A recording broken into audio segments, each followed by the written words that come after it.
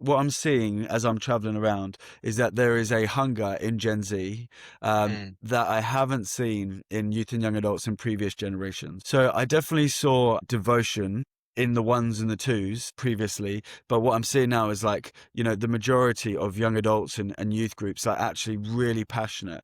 And when I say that, what that looks like is inside and outside. So within I guess the four rules, there's worship, which is longer than just the set list, like people asking for more worship, mm, more prayer. And in prayer, it's not just yeah. like, Jesus, can you do this, this, and this? They're like, literally, they're on their knees, like Wow. bowing down, crying out for God. So there's this hunger Wow. there. There's a desire for good teaching that's not just going to like entertain, but it's actually going to like challenge and convict and like really kind of like some of them are saying, don't give me the kind of like the sugary top stuff. Yeah. Give me like the deep hardcore meat, talk Yeah. about sin, talk about these things, Yeah. which wasn't really the case, 10 years ago, 15 years ago. Mm, There wasn't that hunger. So that's what I'm seeing inside. Outside, I'm seeing like a heightened lift in evangelism. So, wow. the world will call Gen Z the anxious generation, which in theory is true. There's definitely heightened mental health issues. There is a lot of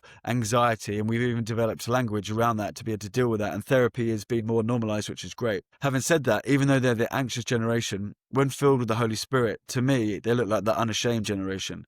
Like they're Wow. sharing their faith online, they're sharing their Yeah. faith in the university, they're sharing their friends' faith with their mates in a way that, Come on. again, I've never seen before. So it's really exciting, the stuff that I'm seeing for sure. Hey, that's awesome. And I've been fascinated by this because I'm hearing so many reports from, we have a few campuses in Europe as well, and we're connected to a lot of churches in Europe. And there seems to be a particularly strong move happening in Europe, field, maybe because Europe has been so dead for so long. That's why we feel it. I know it's a hard question, but if you can try to maybe expand on it a bit, what is in your opinion, why do you think this is happening? Is there something, do you think, is there something happening in culture that's causing Gen Z to think, I have enough of this and Jesus is a solution to this issue?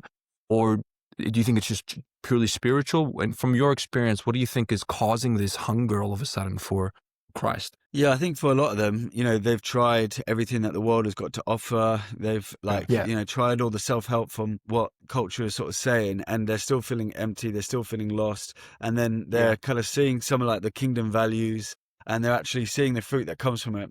Mark Sayers, who's based in Melbourne, he often talks about how actually not everyone's following the king, but they do love the kingdom. And so not everyone's Mm. decided to follow Jesus, but they love the fruit of Jesus, like, the Yeah. health that Wow. brings to your life. And so I think it's an exciting time because as people are attracted to the kingdom and the fruit of the lifestyle of being close with Jesus, it's a perfect time for us to really just explain that ultimately the fruit only comes from being connected to the vine, to actually having that Yeah. relationship with Jesus. 100%. And that doesn't come from just like, thinking, I'll just go to church on Sunday. It's that kind of all in, no longer I. And I think for the young adults that I'm seeing who are kind of giving their life like that to Jesus, they are seeing that shift, that change in their own life just from, Mm. total surrender.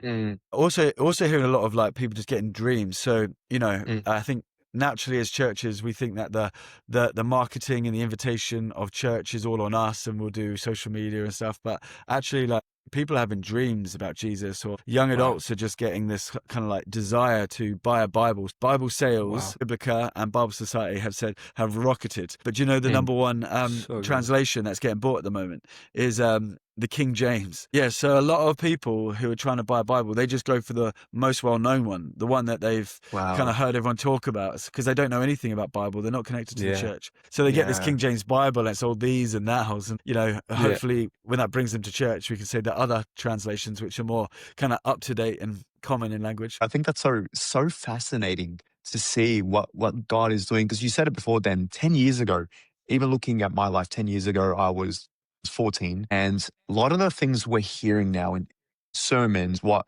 the next generation are like hungering after, wasn't the same as 10 years ago. If anything, we're actually running a prayer meeting tomorrow at our church for the young adult community. And it's just simply, we just want Jesus. You said it before, like people are just, they're on their knees, kneeling before the Lord. And I think we're seeing this rise of we just want Jesus. And I think in a society, especially in the last 2, 3 months, we've seen the rise of persecution as well in different areas of the world.